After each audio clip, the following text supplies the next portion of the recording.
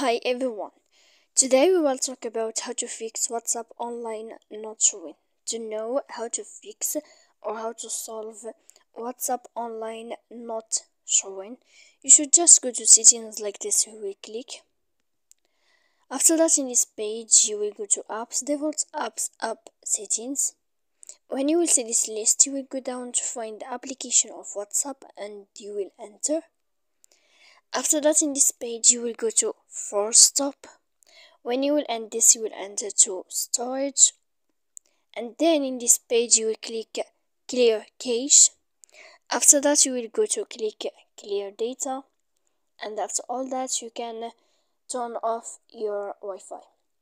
That you can know how to fix WhatsApp online not showing. So please don't forget to support us by like and subscribe. See you next time in another video.